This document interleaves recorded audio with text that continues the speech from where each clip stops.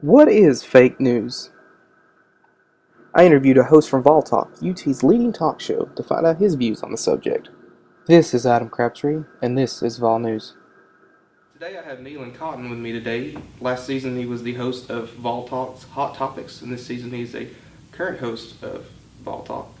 So, Neyland, what's your take, your idea of what is fake news? Okay, well, my idea of fake news, this has become a huge topic in our media lately with the political season going on. My idea of fake news is giving out information to the public that is not credible, not trustworthy, and does not have factual evidence to back up what it's telling other people, and which is not a good thing at all. It's been going on since media's been alive, and it's just the fact of this day in the internet and that everybody's basically a journalist now, that it's really coming out that fake news is a problem, and we really need to put a stop to it. Yeah. So, why do you think people make fake news? Well, for right now, for example,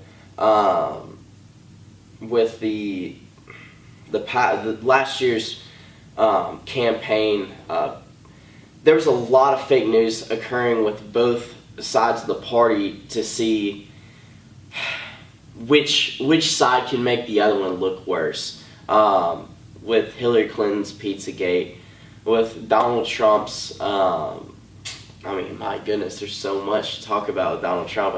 There's a lot of fake news surrounding both of those candidates, and it's put and set forth so the other candidate or the other party looks bad. And this can happen in sports, entertainment. We hear about all the time in entertainment where someone's gotten a Botox or someone's gotten a facelift, and it goes all across the spectrum. But the main reason that fake news occurs is so that someone can make someone else look bad. So recently, BuzzFeed released an analysis that for the last 3 months of the campaign, there was more fake news shared and liked and read by more people than from reliable news sources. Yeah. Do you think that had an impact on the campaign? It 100% did. And what happens is through social media, you get less intelligent people that aren't given the proper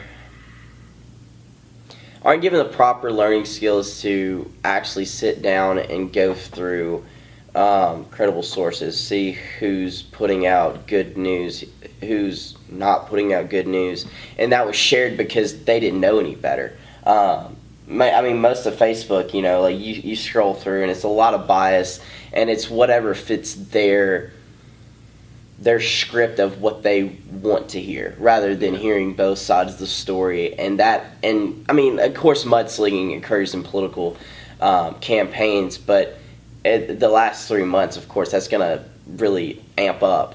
But altogether, yes, I truly believe it did have a big effect, and a lot of people believed a lot of that fake news. And that's what we're seeing today after Donald Trump's campaign and presidency, and it's just coming back and biting us in the butt. So yeah. Okay, so one last question. Since you work on VolTalk, what's your take on the celebrity death hoaxes that's been going around here recently? It's not that big of a deal once we figure out that they're still alive, in hindsight, but that takes a big toll on their families, because just think if a grandchild sees that their grandmother just died. That could bring a lot to the family, and most people don't think about celebrities as real people, so that's why that happens. But again, if someone said my uncle passed away and it wasn't real, that would get me really upset. So that's my take on it. It's just people just trying to get stories out, quantity over quality, when it comes to that type of stuff. So I do not agree with it whatsoever. Okay. Well, appreciate your time today. No problem. Thank you for the interview. No problem. Thank you.